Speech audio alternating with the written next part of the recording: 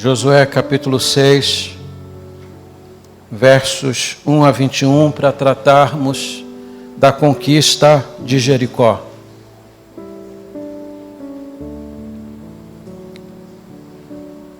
Josué é o sexto livro da Bíblia, é o livro que sucede o Pentateuco e é, na verdade, a continuação do livro de Deuteronômio. Os grandes estudiosos, assim como o Dr. Brodman, disse que a escrita de Josué é imediata à escrita de Deuteronômio. Talvez a separação de um livro para o outro, em termos de escrita, não ultrapasse 30 dias. Então nós estamos diante da continuação da história.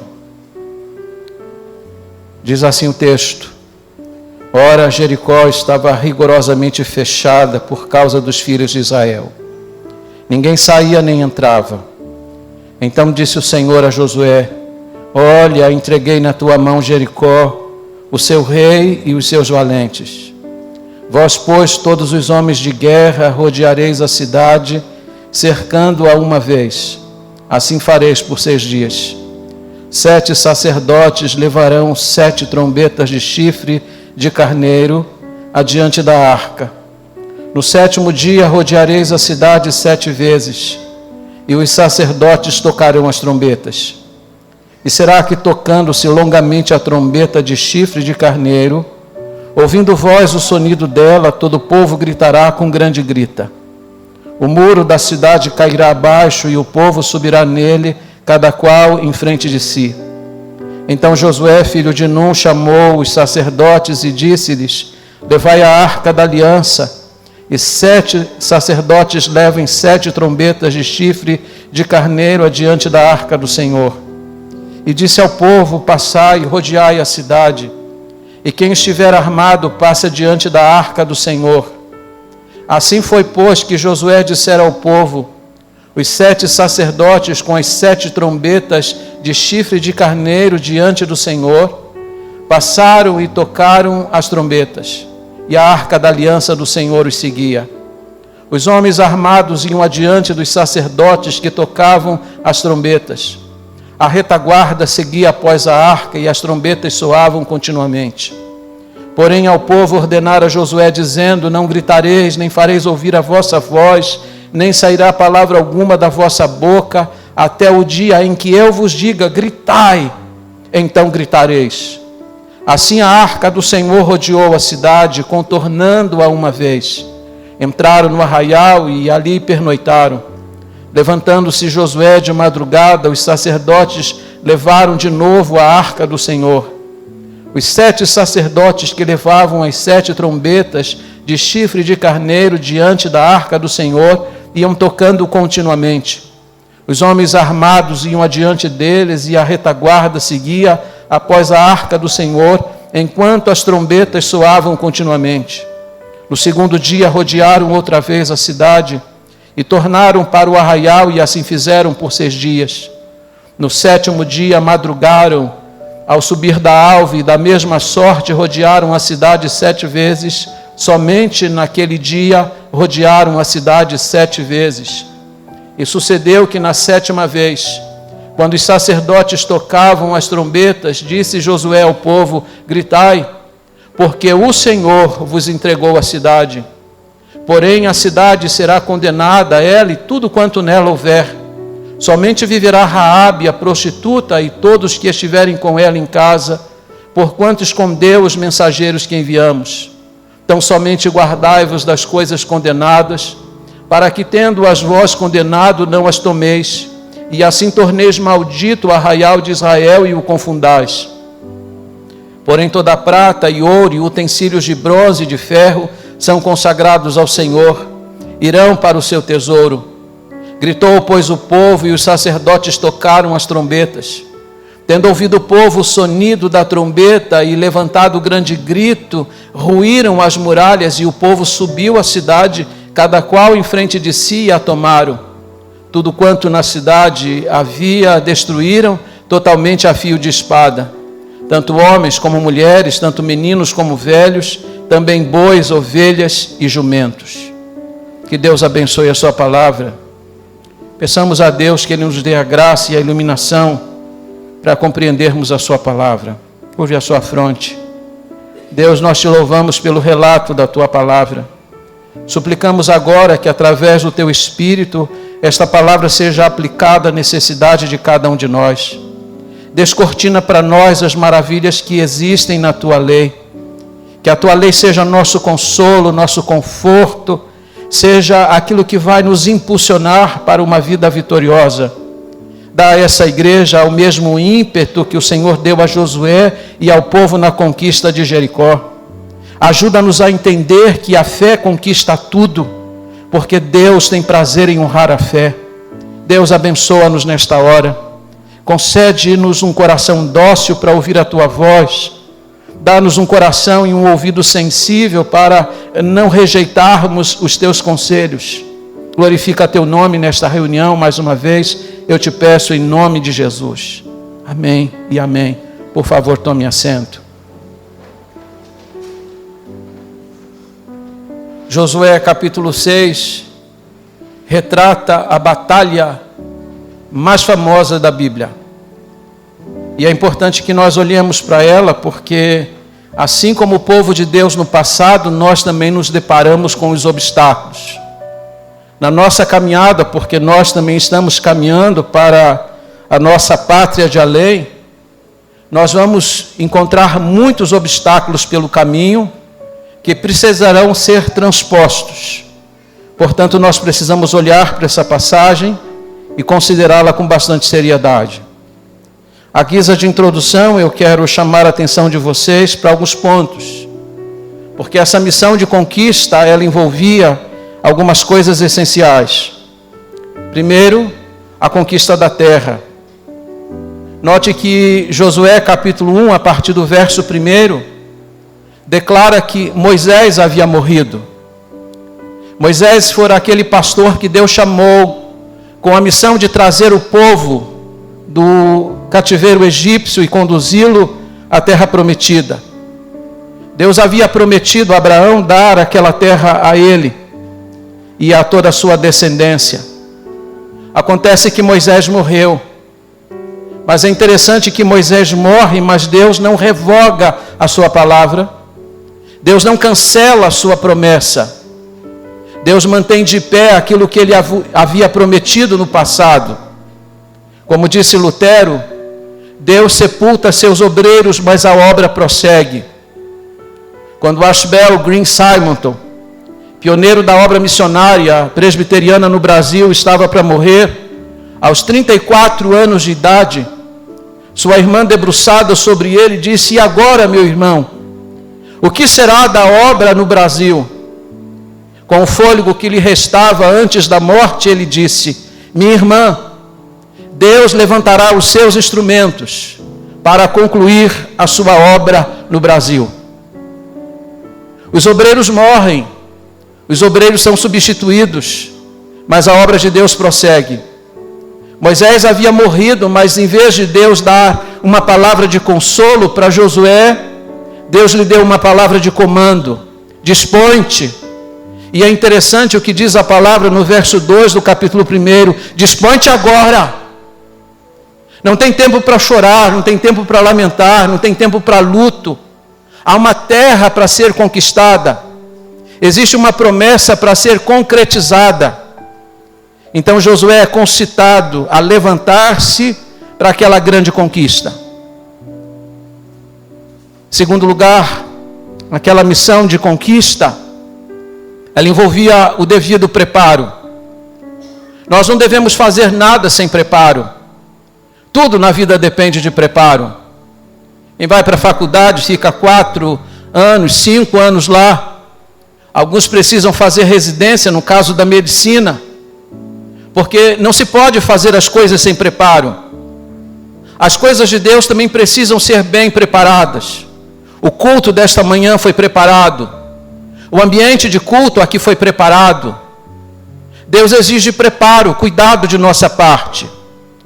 E a Bíblia diz que antes do povo que está acampado em Sitim, aquém do Jordão ainda, Deus vai começar a orientar Moisés, aliás, a Josué, para que ele prepare o povo. E a primeira providência é de natureza terrena, natural. Manda que o povo venha providenciar alimentos, porque eles estão às vésperas de experimentar um dos grandes e monumentais milagres do Senhor, a posse da terra prometida. Quero lembrar a vocês que durante 40 anos eles peregrinaram pelo deserto. E naqueles 40 anos de peregrinação, Deus os sustentou com o maná do céu. Todas as noites vicejava do céu o maná e pela manhã eles o colhiam e comiam.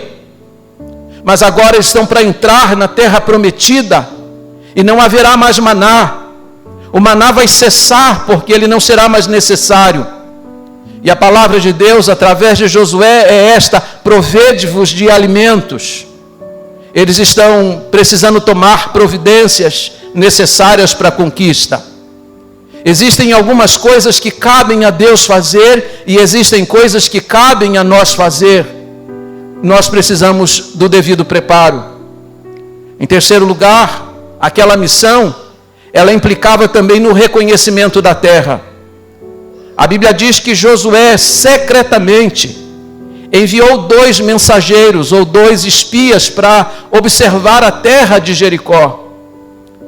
É interessante quando você lê o relato bíblico que Deus não deu ordem para que eles enviassem espias.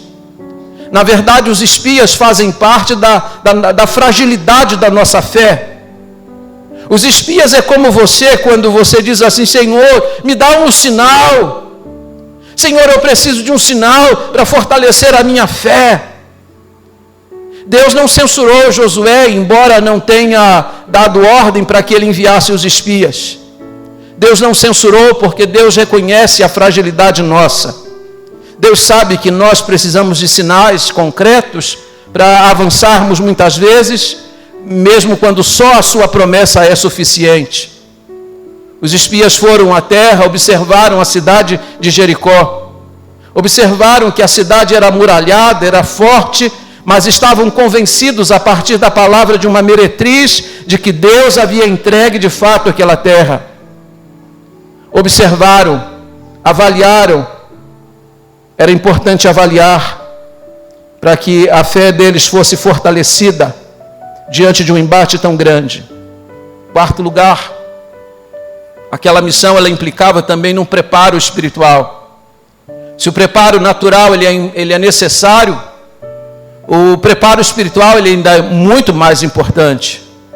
Josué 3:5, Josué vai dar uma palavra: santificai-vos. Note que antes de se depararem com as muralhas de Jericó, eles estão diante do Jordão que transborda em todas as suas ribanceiras. Eles precisam transpor o Jordão antes de conquistar Jericó. E a palavra de ordem é esta: santificai-vos hoje, santificai-vos, porque amanhã o Senhor fará maravilhas no meio de vós. Quero declarar à Igreja Batista Cristo Salva de que Deus não mudou o seu método. Se esta igreja deseja ver grandes maravilhas do Senhor, importa que todos nós nos santifiquemos já. A Bíblia não explicita o modo como eles se santificaram. Normalmente lavava-se o corpo, mudava-se as vestes. Era um processo que indicava pureza cerimonial. A Bíblia não explica como eles se santificaram, mas pelos resultados que vemos no dia seguinte, percebemos que a ordem foi plenamente atendida. Quarto lugar, a missão envolvia o sobrenatural de Deus. Prover-se de alimentos era algo que eles podiam fazer. Fazer o Jordão abrir quando era tempo da cega, somente Deus podia fazer. Note que no verão, ali por volta do mês de agosto e setembro em Israel, o Jordão é apenas um pequeno córrego, um pequeno riacho. Até uma criança pode atravessá-lo. Mas na primavera, que importa o mês de março e abril, quando as neves do Monte Hermon derretem, o rio Jordão se torna um caudaloso rio que transborda em todas as suas ribanceiras.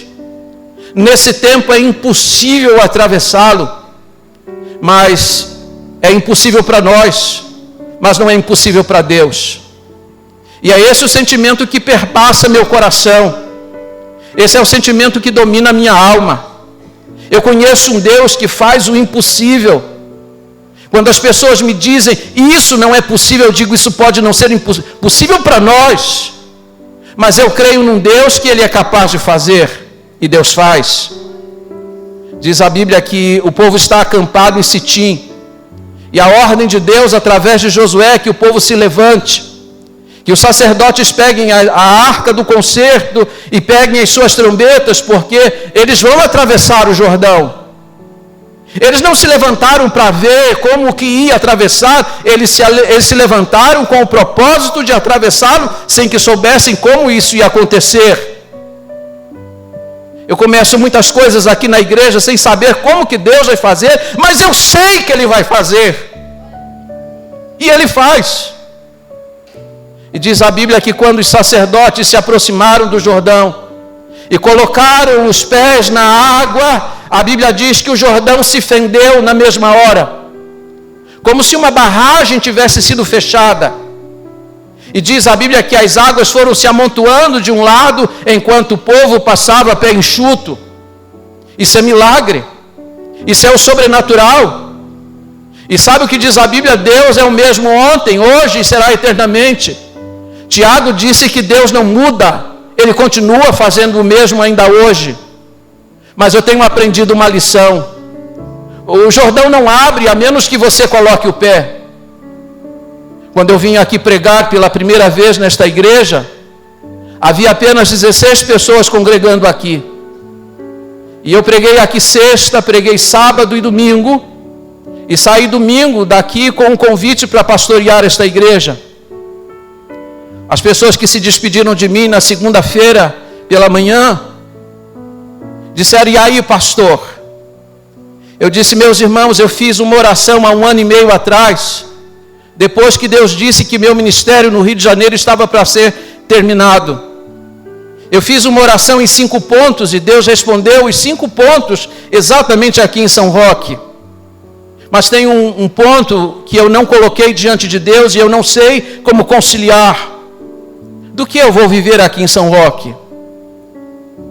Eu ganhava no Rio de Janeiro aproximadamente 10 vezes mais do que essa igreja arrecadava em um mês.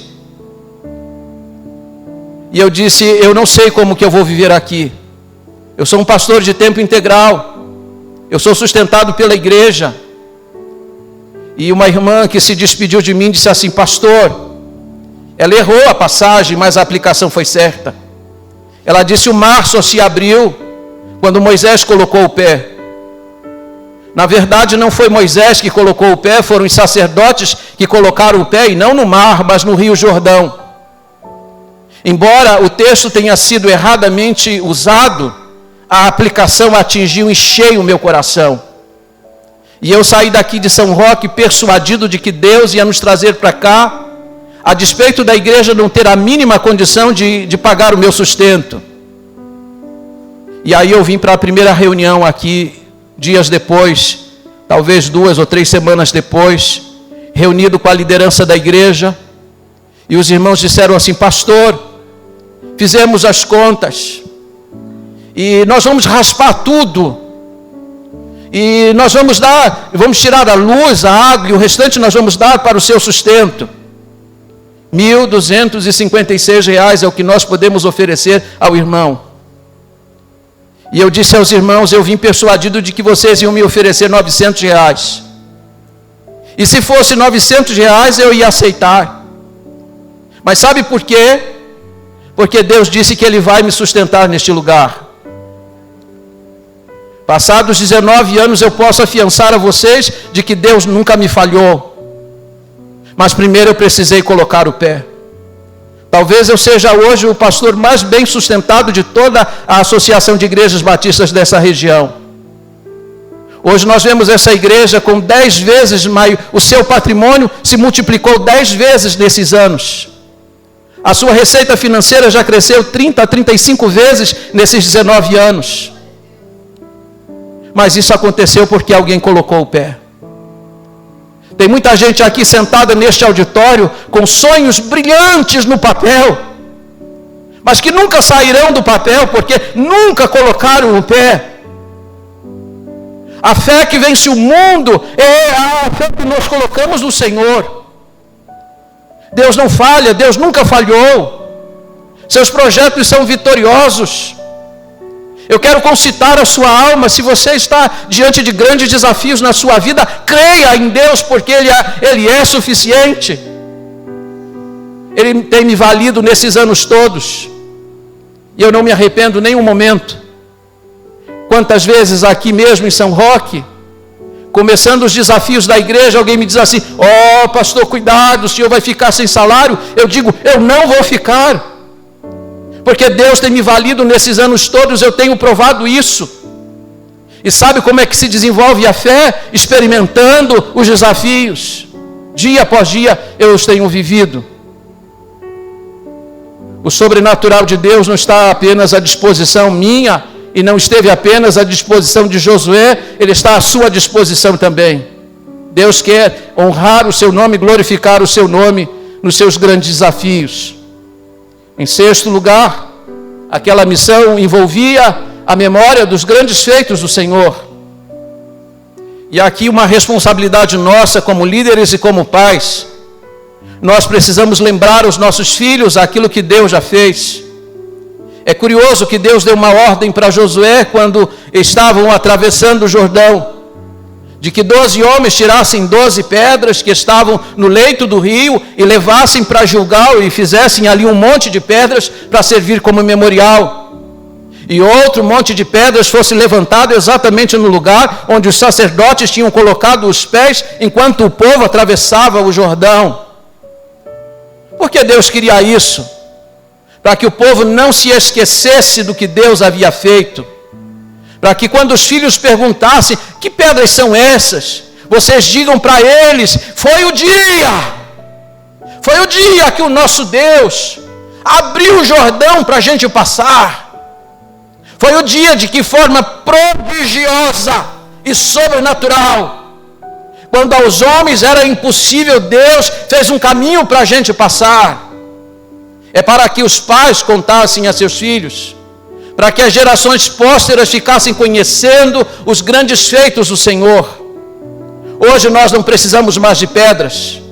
Hoje nós temos vídeos, nós temos fotos, nós temos impressos, nós temos o livro de atas da igreja, nós temos inúmeras formas de registrar o que Deus já fez, mas isso que Deus já fez e tem feito precisa ser contado. Porque quando a gente se depara com isso é que a gente fica conhecendo o que Deus é capaz de fazer e a fé é fortalecida nele. Mas olhemos precisamente para a conquista de Jericó. E aqui eu quero chamar a sua atenção para pelo menos 5 lições importantes. Primeiro, a palavra, a base da vitória. Josué, capítulo 6, verso 1 e 2, começa dizendo: ora, Jericó estava rigorosamente fechada por causa dos filhos de Israel. Ninguém saía, nem entrava. Então disse o Senhor a Josué: olha, entreguei na tua mão Jericó, o seu rei e os seus valentes.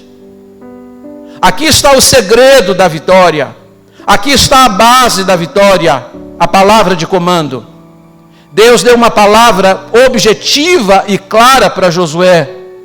E aqui deixa eu replicar aquilo que eu já tenho dito algumas vezes. Tem pessoas que me procuram e dizem assim: pastor, eu ouvi assim uma palavra, eu tive um sonho, eu li alguma coisa, mas eu não sei se é Deus que está falando comigo. Eu digo: se é confuso, não é Deus. Porque a palavra de Deus é clara e objetiva. Sempre que Deus fala de forma objetiva, revelando a sua vontade. O que Deus disse para Josué, ele podia compreender perfeitamente. E diz a Bíblia que tudo que se segue, ele vai fazer da forma como Deus havia dito. Notem a sequência daquela marcha. À frente, os homens de guerra. Diz a Bíblia que havia 40 mil homens armados em Israel naqueles dias. Eles iam à frente. Logo a seguir viriam os sacerdotes com a arca do concerto, porque Deus tem que estar na vanguarda. Atrás deles vêm os sacerdotes, 7, tocando as trombetas de carneiro, os chifres de carneiro, aquilo que é conhecido como chofar. E somente depois deles é que vem o povo na retaguarda. E esse povo deve vir em silêncio absoluto, nenhuma palavra saindo da sua boca. Devem fazer isso, rodeando a cidade 6 dias, e no 7º dia 7 vezes. E diz a Bíblia que eles fizeram exatamente como Deus havia dito. Nós não temos que interpretar a palavra de Deus, nós temos que obedecê-la. Nós não temos que fazer do nosso jeito, conforme a gente acha que deve fazer, mas como Deus revelou. Deus disse para Josué como faz, e ele fez. Aliás, no seu comissionamento, no capítulo 1, versículo 8, o Senhor disse para ele: você vai ouvir a minha palavra, não vai se desviar nem para a direita, nem para a esquerda, mas vai fazer conforme eu tenho dito. E ele fez da forma como Deus havia indicado. A palavra de Deus não é para ser interpretada, a palavra de Deus é para ser obedecida. E é por isso que muitas vezes as pessoas acham que eu sou uma pessoa teimosa, porque eu não dou ouvidos aqui e acolá, eu dou ouvidos ao meu Deus. Quando me disseram: pastor, o senhor vai realmente insistir na construção desse templo? A igreja não tem condições de uma obra como essa, e de fato não tem. Nós gastamos 700 mil reais em pouco mais de um ano para construir esse templo. Olha para esse auditório. Veja se essa igreja tem capacidade financeira para um desafio como esse. Não tem. Mas Deus disse ao meu coração: eu quero, faça. No dia que eu pensei em recuar, eu desci aqui, eu falei para os homens que trabalhavam aqui: olha, vocês vão trabalhar até sexta-feira, e a partir de sexta-feira nós vamos parar a obra, porque o governo mandou fechar as igrejas. E vocês sabem que nós ficamos 7 meses com a igreja fechada, e não paramos a construção em momento algum. Eu disse para eles que eu ia cancelar, desci essa rua e fui para o centro da cidade, não lembro o que eu ia fazer, mas quando eu parei ali junto à igreja metodista, junto àquele sinal, o Senhor falou comigo. Disse: eu não mandei você construir o templo. E eu comecei a conversar com Deus dentro do meu carro. Sim, o Senhor mandou. Eu não disse que ia abençoar, eu disse sim, o Senhor disse. E eu não estou abençoando? Sim, o Senhor está abençoando. Então volta lá e retoma a construção. Eu dei a volta na Praça da República, subi aqui essa rua e disse às pessoas que trabalhavam aqui: podem continuar a obra. Eu lembro que o Paulo me perguntou: mas o senhor já conseguiu o dinheiro? Eu disse: o dinheiro eu não consegui, mas Deus falou que Ele quer e Ele vai mandar o recurso. E nunca faltou. Nunca faltou. Nós temos compromissos, às vezes, para sexta-feira de 12 mil, 13 mil, 14 mil. E na segunda-feira nós tínhamos pouco mais do que R$1.000 na conta da igreja. O que fazíamos? Dobrávamos o joelho. Dizemos: o Senhor não mandou fazer? Estamos fazendo. Manda o recurso. Sexta-feira puxa o extrato. Precisa de 12? Tem 12.200. Precisa de 7.800? Tem 7.950. Sempre assim, semana após semana. E é por isso que essa igreja não para. E é por isso que eu já estou sonhando com o próximo templo, com 1.500 lugares. Porque há um Deus poderoso que faz, e quando Ele manda fazer, faça. Porque Ele cuida do resto. Segundo lugar, a obediência, a confiança da vitória. Eu li e reli essa passagem inúmeras vezes. Aliás, é assim que se prepara um sermão. Você precisa ler a passagem, ler e reler. E não somente a passagem, mas li todo o livro. Li todos os capítulos. Marquei ponto por ponto. Porque eu precisava compreender com clareza essa história. E quando você lê essa história, você percebe uma coisa: não havia lógica naquilo que Deus havia ordenado. Não havia lógica alguma. A muralha de Jericó tinha aproximadamente 10 metros de altura por 6 metros de largura. Jericó estava situada em uma região montanhosa. O que havia ali era apenas um vale, e ele estava no lugar mais alto. De onde eles estavam, podia avistar qualquer inimigo que quisesse se aproximar. Em Jericó havia os flecheiros, que eram homens hábeis e capazes de atingir o seu alvo a muitos metros de distância. Conquistar Jericó era algo impossível. E como é que Deus manda conquistar? Com o exército? Com canhões? Não. Diga para o povo, para seguir o que eu estou falando. Vamos, soldados, quietos. Os sacerdotes levando a arca do concerto, que representa a presença de Deus, e fala para os sacerdotes irem atrás, tocando as suas trombetas.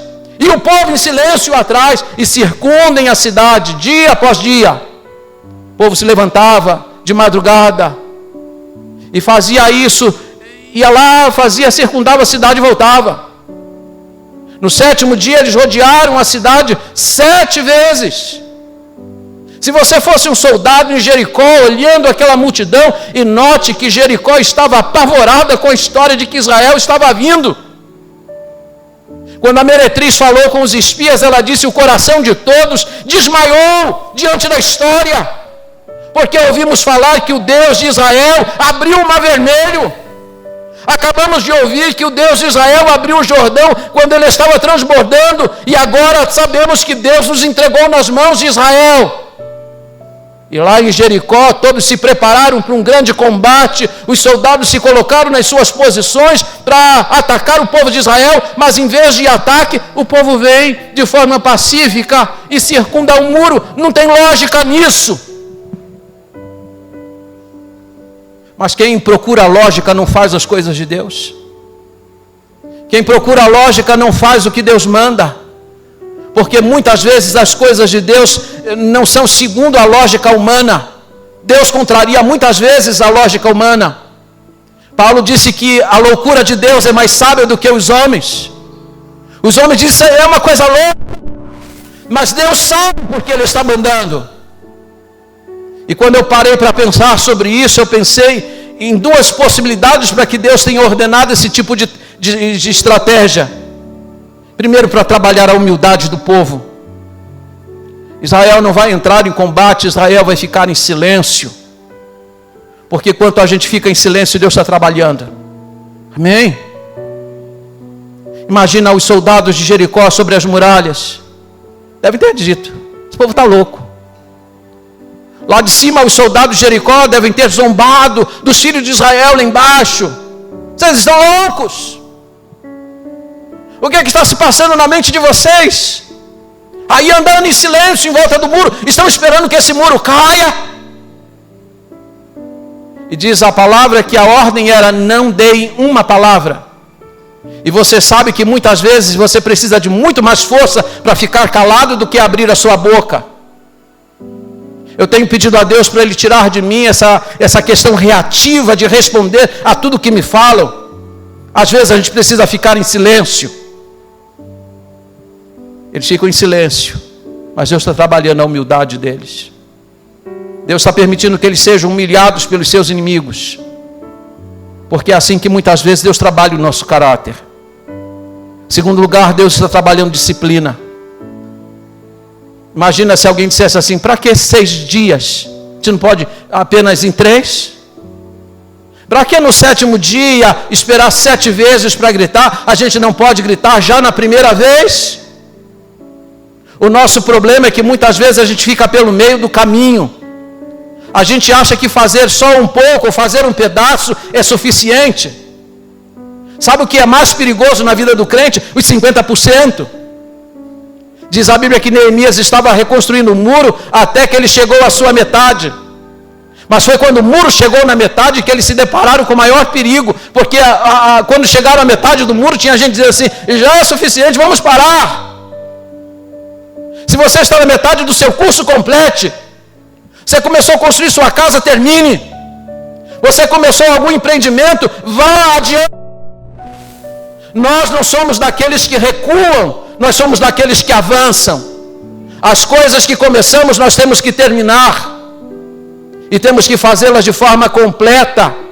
Não deixe nada pela metade. Terceiro lugar, aliás, a fé a certeza da vitória. O que é a fé? A certeza das coisas que se não veem. Isso é a fé. Quando você precisa de chão para pisar, para dizer, agora eu posso ir. Isso não é fé. Fé é quando você sabe que, mesmo não vendo o caminho, você confia que Deus vai guiá-lo. Abraão não precisou ter um mapa na mão e uma direção concreta para começar a caminhar. Ele saiu sem saber para onde ia, diz o autor de Hebreus. Ele saiu sem saber para onde ia, mas ele sabia com quem ele estava indo. Isso é fé. E a Bíblia vai dizer aqui que a fé foi o segredo daquela conquista. Não havia lógica. Jericó era uma cidade inexpugnável. Dr. Antônio Neves Mesquita, em seu comentário, disse: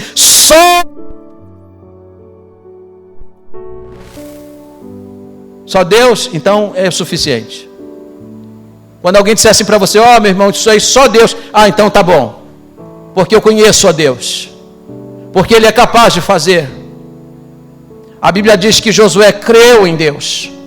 Na verdade, o crente precisa de 2 pés. Um para obedecer pela fé e outro pela fé para obedecer.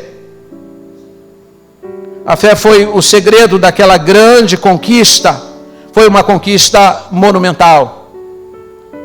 Interessante que até 130 anos atrás, os estudiosos duvidavam da existência da cidade de Jericó. Não havia qualquer vestígio arqueológico encontrado até então.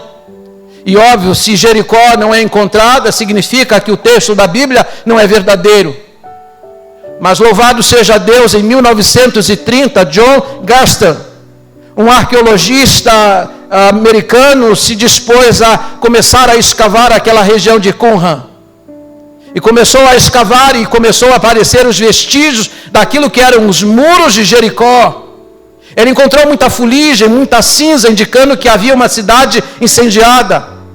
Encontrou os jarros cheios de grãos, indicando que uma população saiu desesperada ou foi morta e os seus saqueadores não tomaram posse daqueles grãos. Identificou-se ali que Jericó de fato havia existido, porque tudo que John Gaston encontrou ali correspondia àquilo que a Bíblia havia ensinado. A cidade havia caído no ano 1407 a.C. E então, como a cidade de fato existiu, então os teólogos liberais propuseram uma solução para harmonizar a questão. Disseram, então, se a cidade existiu, os muros caíram, não caíram por outro motivo, senão pelo poder acústico, pela pressão acústica quando o povo gritou e as trombetas foram tocadas. Os teólogos liberais, eles tentam retirar aquilo que é místico da palavra de Deus. Eles dizem isto, mas nós cremos naquilo que está escrito em Hebreus capítulo 11, versículo 30. Pela fé caíram os muros de Jericó, depois de rodeados 7 vezes. Foi pela fé. A fé derruba os obstáculos. A fé conquista tudo. A fé não conhece obstáculo algum, porque no caminho de Deus não tem embargos. Quando alguém me diz, fulano está com câncer, e fala já com aquele ar sombrio, como diz assim, já está sentenciado, eu digo, Deus pode. Isso é só uma enfermidade. Não diz a Bíblia que toda a cura vem de Deus? Deus pode. Se Ele quer, eu não sei, mas que Ele pode, Ele pode. Nós precisamos lembrar que no caminho de Deus não há embargos, no caminho de Deus não há impossíveis. A fé é que conquista. Mas deixa eu avançar.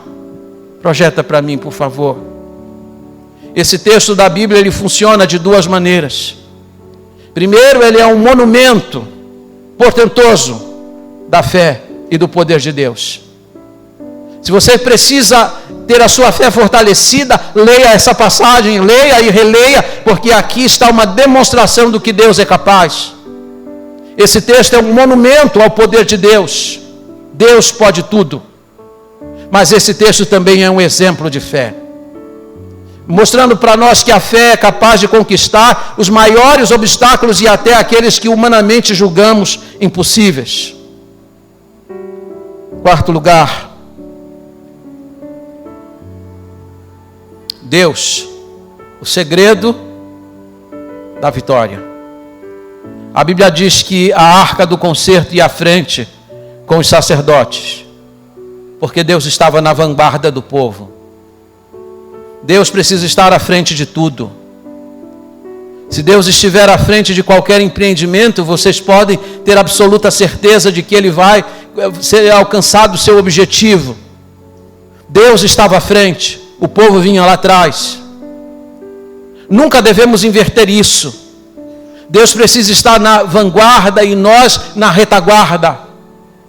Há pessoas que dizem assim: mas olha só para a história de Israel, toda hora uma dificuldade. Saem do Egito, deparam-se com o mar, deparam-se com o faraó e seu exército que vem atrás. Caminham pelo deserto e agora que estão às portas da terra prometida, o Jordão está transbordando. Sempre um obstáculo. Não é esse o aspecto que a gente tem que invocar. Nós temos que lembrar que, a despeito de todo e qualquer obstáculo, quando Deus estava à frente, os obstáculos eram vencidos. Não importa o tamanho do obstáculo, se Deus está conosco. E aqui eu quero chamar sua atenção para duas coisas importantes.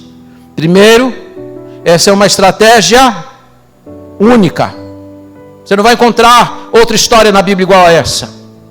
Você não vai encontrar mais ninguém rodeando muros para que eles caiam. Aliás, tudo nessa história é inusitado. Lembra que quando Deus se apresentou a Moisés, antes de comissioná-lo para ir ao Egito e libertar o povo, Deus se apresentou a Moisés através de uma sarça que ardia e não se consumia. Agora, quando Deus se apresenta para Josué, Deus se apresenta para ele como o príncipe do exército do Senhor. Deus sempre faz coisas novas. Deus nunca repete os seus feitos. Deus sempre se manifesta de formas diferentes. A sua experiência é uma, a minha é outra, a de Josué foi outra também. E tudo na Bíblia é único. Hoje eu vejo igrejas evangélicas envolvidas, imiscuídas em práticas do sincretismo religioso, misturado com o misticismo brasileiro. E aí fazem campanhas de 7 dias para a derrubada da muralha de Jericó.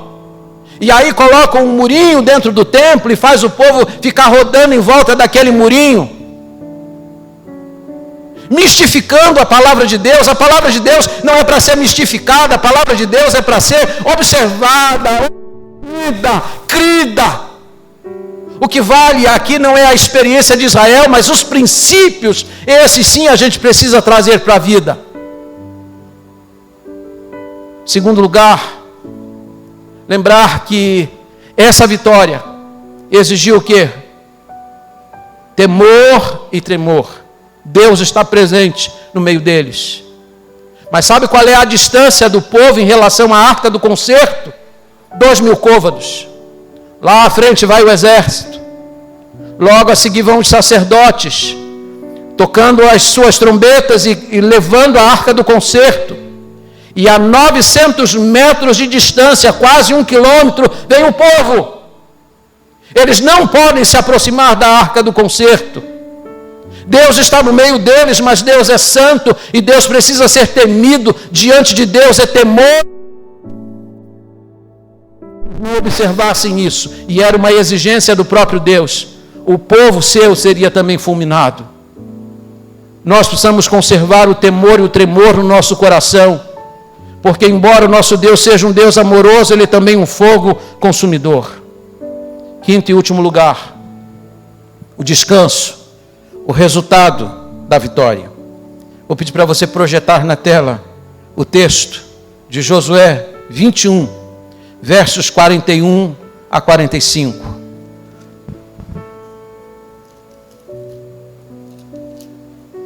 Vocês têm o texto em tela. Eu vou ler diretamente nas Escrituras.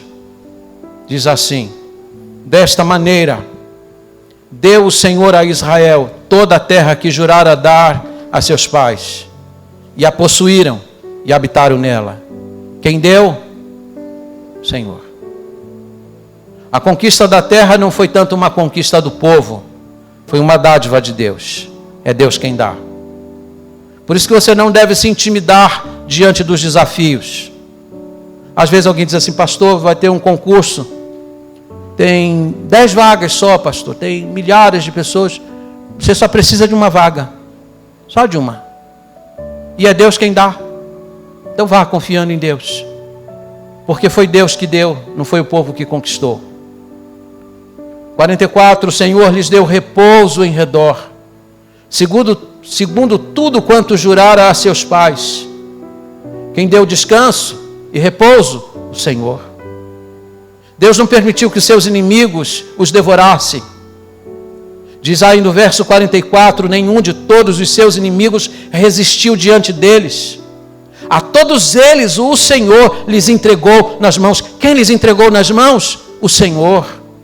Verso 45, nenhuma promessa falhou de todas as boas palavras que o Senhor Deus falara à casa de Israel. Tudo se cumpriu.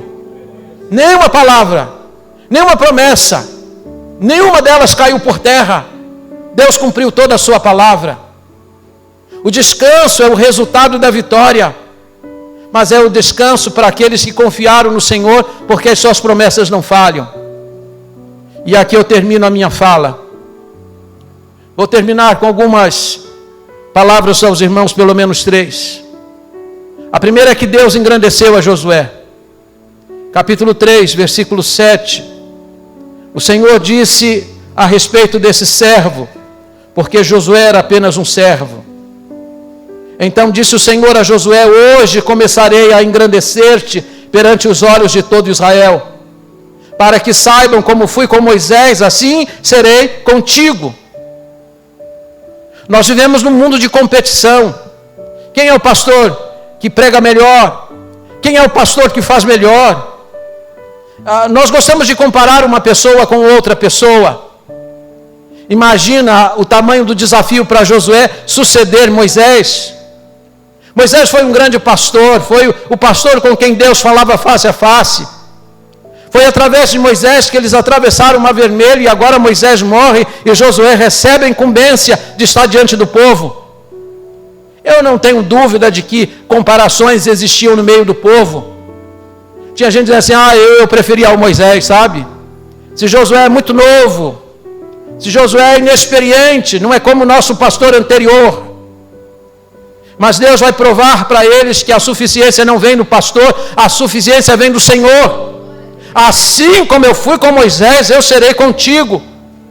Assim como eu fiz milagres no ministério de Moisés, eu vou fazer milagres também no seu milagre. E aí então o povo vai saber que eu estou contigo. É nesse sentido que Deus vai engrandecer a Josué perante os olhos do povo, para que eles saibam que Deus também está agindo na vida dele.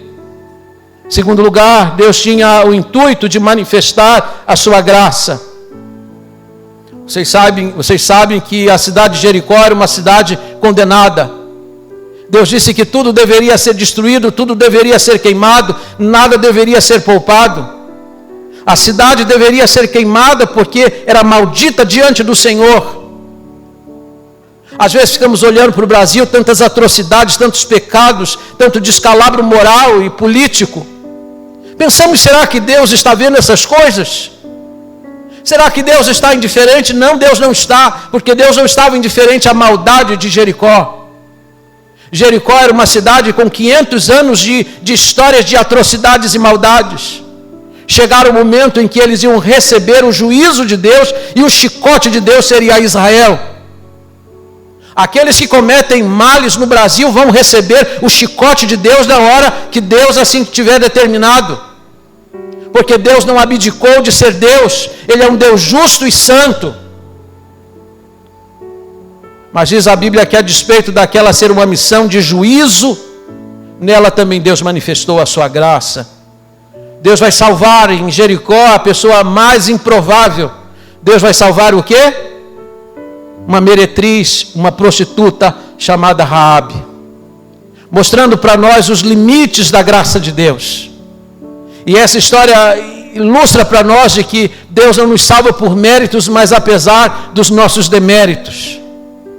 Raabe vai ser salva juntamente com a sua família, não apenas porque deu abrigo aos espias enviados por Josué, mas sobretudo porque creu em Deus. Quando ela conversou com os espias, ela disse assim: eu sei que o vosso Deus é Deus em cima no céu, e Ele é Deus embaixo da terra. E eu vou pedir uma coisa a vocês: quando vocês conquistarem a cidade, eu sei que vocês vão conquistar, quando Deus de vocês entregarem essa terra a vocês, por favor, poupe a minha vida e a vida da minha família. Curioso, não é que ela não foi egoísta, ela se preocupou com a família. Ela não queria que seu pai, sua mãe, seus irmãos, diz o texto, se perdessem. Ela queria vê-los salvos também. E aqui, deixa eu abrir um parênteses importante. Raabe teve uma fé contagiante. Porque imagine, ela estava persuadida de que Deus ia fazer, e ela então teve que convencer o pai, convencer a mãe, convencer todos os seus irmãos. Diz assim: Deus vai entregar essa terra para Israel, eles vão vir aqui, os muros vão cair, e quando os muros caírem, eles vão vir aqui, vão nos resgatar, e nós vamos ser salvos. E a Bíblia diz que toda a sua casa estava lá reunida. Fé que contagia. Quando a fé é verdadeira é assim. Quando os pais têm uma fé verdadeira, os filhos são contagiados. Quando um pastor tem uma fé verdadeira, a sua igreja é contagiada, porque a fé tem o poder de contágio. Mas em terceiro lugar, essa missão nela Deus tinha o intuito de glorificar o seu nome. Embora Deus tenha engrandecido a Josué, na verdade, ao final de tudo, Deus é quem foi glorificado. O escritor do texto bíblico tem uma ênfase ao longo de todo o livro: foi o Senhor quem deu, foi o Senhor quem deu, foi o Senhor quem deu. É por isso que quando essa terra foi conquistada, todos os tesouros, ouro, prata, tudo mais que havia lá de precioso, foi consagrado ao Senhor. Era o reconhecimento de que Ele merecia todo louvor e toda glória. Você alcançou os lugares mais altos, você já subiu os degraus mais elevados, você tem vários diplomas na sua parede. Então pega tudo isso e põe aos pés do Senhor, dizendo: a glória é somente dele. Todos os tesouros foram colocados diante do Senhor, porque as nossas vitórias não são nossas, é Deus por nosso intermédio que as conquista. Você não chegou aonde chegou por seus méritos, mas porque Deus assim aprove conduzi-lo. Então tribute a Ele toda a honra e toda a glória, porque toda a glória dada ao homem é glória vazia, mas a glória dada a Deus, essa glória lhe agrada o coração. Fiquemos todos em pé, vamos orar.